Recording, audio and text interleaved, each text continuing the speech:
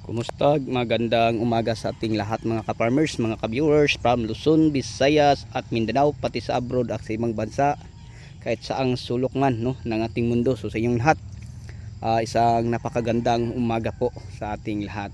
So welcome back sa ating munting YouTube channel mga ka-farmers. Panibagong video, panibagong kaalaman na naman dito lang sa Ka-Amazing Farming.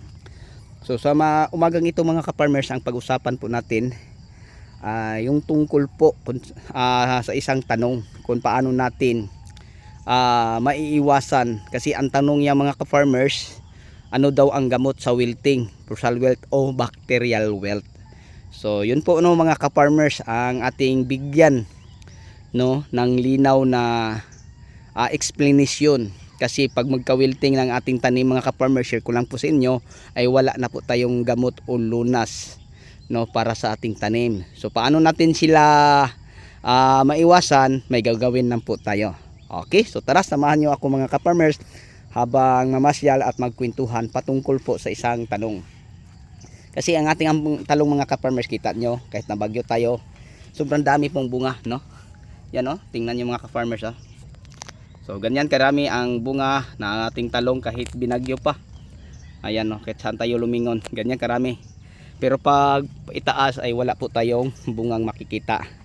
Okay, so pwede tayo papunta doon, ay pwede naman doon. So dito lang tayo mga ka-farmers kasi malinaw ang kuha sa ating kamera o video habang sasagutin ko po at ibabahagi ko po ang sagot patungkol sa isang tanong.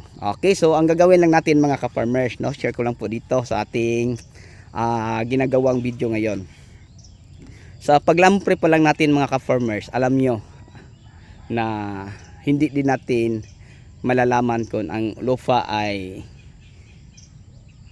hindi ba maraming bakterya, lalo na pag area na mga open, nakatiwangwang lang mga walang tanim, tapos ang meron doon mga kalabaw, mga baka o kahit anong uri ng mga hayop, tapos yun ang tataniman mo ng gulay. So yung mga ihi ng kalabaw, ihi ng or mga mga ka-farmers, so hindi natin maiwasan na pagtanim natin ay magka-bakterya. So pag halimbawa ay ganyan ang area niyo mga ka-farmers, suggest ko lang kung maaari o kung pwede, ugalayin natin ang mag-soil neutralizer bago mag-umpisang magtanim sa ating halimbawa talong, kasi sa talong man mga ka-farmers ang tanong niya. Pero ang mga wilting mga ka-farmers, pwede siya sa mga cucurbits, brucel wilt, bacterial wilt o ano pang mga bakterya na pwede umatake sa ating mga tanim, pwede din siya. So yun po mga ka-farmers, ugaliin natin ang mag-soil neutralizer. Ano po ang mga maganda gagamitin natin? Halimbawa, balak mong magtanim mga ka-farmers, halimbawa may mga pitsa tayong target, magtanim ko sa mga 10 ng December. So mga first week pa lang mga ka-farmers, kailangan makapag-spray ka na. Okay? Pwede suggest ko sa inyo ang Serenade, Ang Serenade ay isa po siyang organic fungicide ng Bayer. Pwede siyang i-spray mga ka-farmers. Bacillus po siya. Pag Bacillus ay good bacteria po siya, na parang kayang niyang labanan mga ka-farmers, mga ka-viewers, ang mga bad bacteria sa lupa. Kaya nga nagka-wilting ang ating tanim dahil po sa mga bad bacteria na meron sa lupa. Tapos ang lupa na ating tinataniman ay weak na po siya mga ka-farmers, dahil po kasi maraming cause mga ka-farmers o dahilan bakit ang ating lupa ay nanghihina.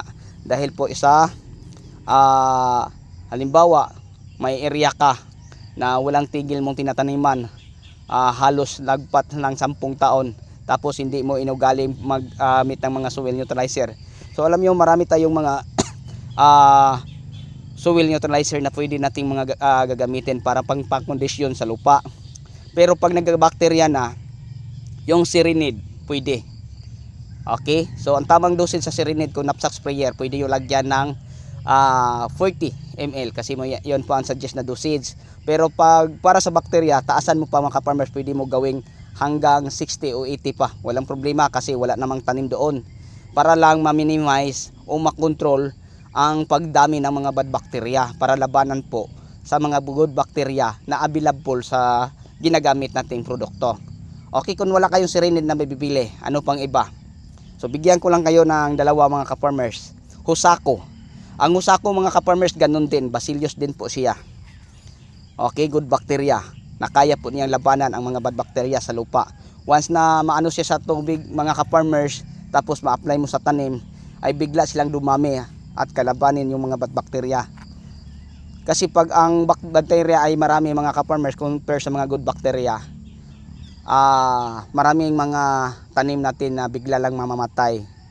Okay, so yun lang po no mga ka-farmers, para maiwasan natin sa darating na mga araw ang pagkalat ng tinatawag nating wilting, bacterial wilt at pulsar wilt. Gawin natin o ugaliin natin bago bang umpisang magtanim na mag-soil neutralizer gamit ang mga ganyang produkto na nabanggit ko. Okay, Serenade as Husako lang. Okay, kung pang maintenance lang sa lupa niyo mga ka-farmers para palaging kondisyon, ito lang ang masuggest ko sa inyo. Maraming mga humus, kahit anong brand na mabibili natin, pwede natin pag-apply ng mga fertilizer, ilahok natin mga ka-farmers, no? Ilahok natin para matulungan ang lupa. Lupa muna ang ating intindihin, lupa muna ang ating alagaan, para ang lupa na ang bahala sa ating tanim. Kasi mga ka-farmers, sa walang tigil nating paggamit, no? Sa mga synthetic na fertilizer, isa din siyang dahilan na ang lupa natin ay humihina. Tapos yung mga microorganism ay ating pinapatay. Pagpatay ang lupa, patay din ang ating tanim. Kaya nga sa tulong ng mga produkto na ibabahagi ko sa inyo, kagaya ng mga humus o Consort mga ka-farmers, napakaganda ni Consort, ni Mycorrhiza Endosmart, napakagaling din. So pag tulungan natin ang ating lupa mga ka-farmers, halimbawa nagdilig tayo ng mga fertilizer na synthetics, sabayan na natin ng pangkondisyon ng lupa, so diretso ma-minimize mga ka-farmers at ang lupa manatiling buhay at maganda. So ang kakalabasan, maganda din ang ating tanim. Kagaya sa nakita nyo, tingnan nyo ang talbos sa aking mga talong. Maganda ang talbos, kondisyon ng bulak, tapos maraming mga maliliit na bunga, at saka sa ilalim marami pa ring bunga. So yun po mga ka-farmers, no, ang may share at maibahagi ko sa inyo.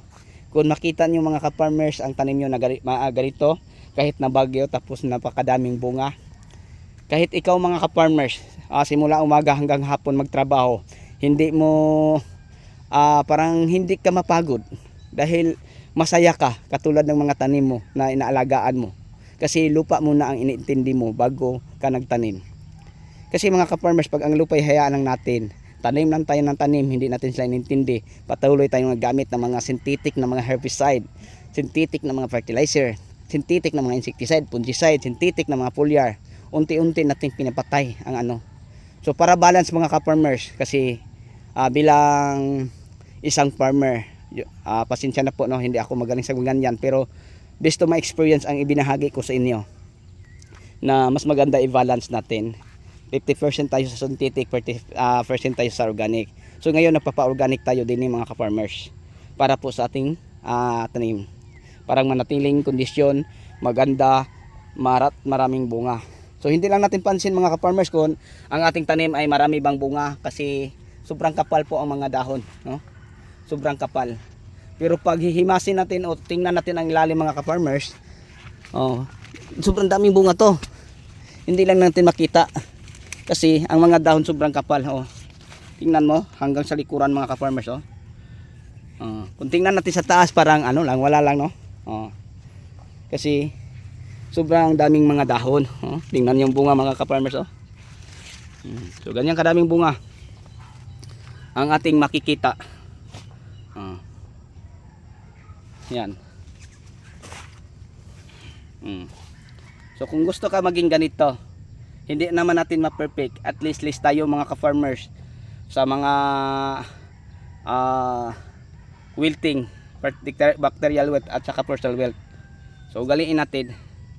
So yun lang po mga ka-farmers, no, ang may-share ko patungkol po sa land preparation. Gawin natin kung ano po ang pinakamahalaga higit sa lahat. So pasensya na po sa inyo, bulo lang akong mag-ano sa Tagalog. So may marilelate na po kayo mga ka-farmers, no, na ibinahagi kong kwento sa inyo. Yan o. Yan ang mga bunga mga ka-farmers.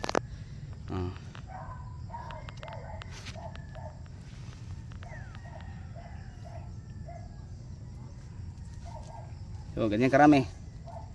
Hanggang sa aking likuran, hanggang papuntang dulo. So ulitin ko mga ka-farmers, kung para sa mga buwan bacteria, kusako sirinid lang at saka may isa pa, Bioagronica Plus. So yung tatlo.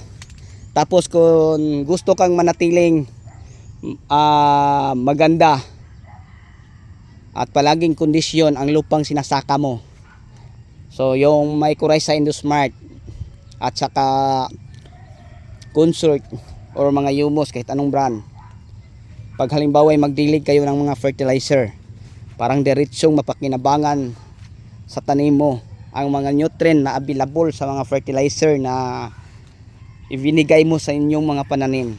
Okay, isabay nyo ang mga humus. Kung humus, 2 sachet sa 1 gram, pwede 1 sachet. Depende sa inyo mga ka-farmers, kasi yung humus wala namang mga overdose. Ang ma-overdose lang yung ano natin mga ka-farmers, bulsa. So kahit saan tayo lumingon sa tanim natin, ganito din siya kaganda. Okay, sana po nasagot po natin ang tanong sa isang kaibigan nating farmer na nagtatanim din ng mga talong, ampalaya, kamatis, sili at iba pa. Sana po ka-farmers ay mapanood mo po ito, kasi ginagawa ko po ito ng konti na yon ay nandahil po sa katanungan mo. So may mga video naman ako patungkol din na ugaliin natin ang mag-soil neutralizer sa mga lamprey nating taniman ng mga gulay. So ito mga ka-farmers, inulitan naman po natin, kasi bago pa siya nakapag-subscribe, galing po siya viewers po siya at subscriber ni Sir Buddy. Okay, ganin siya. So thank you Sir Buddy sa pag-feature mo sa akin. Marami pong nagkapunta at nakapag-subscribe sa akin. So malaking bagay na po, no, bilang isang farmer na makilala po sa mga subscriber, follower mo. Okay, so bago tayo magtapos mga ka-farmers, mga ka-viewers, may love shout out po sa mga bago nating mga subscriber. Welcome po sa inyong lahat mga ka-farmers. Welcome po sa lahat ng mga katanungan. So kung may time ko, palagi kong binibigyang pansin ang mga katanungan nyo at sinasagot ko, kahit hindi naman ako expert, no, sa lalo na sa pag explain gamit ang lingwaheng Tagalog, kasi Bisaya ako. Kung Bisaya lang, parang hindi siguro ako mahirapan. So yun lang po mga ka-farmers, pasensya na po sa inyo. Hanggang dito na lang po. Maraming salamat. Kung isa kang mahilig sa ganitong usapin, paki-share na lang po ng ating live video. Bye bye na po.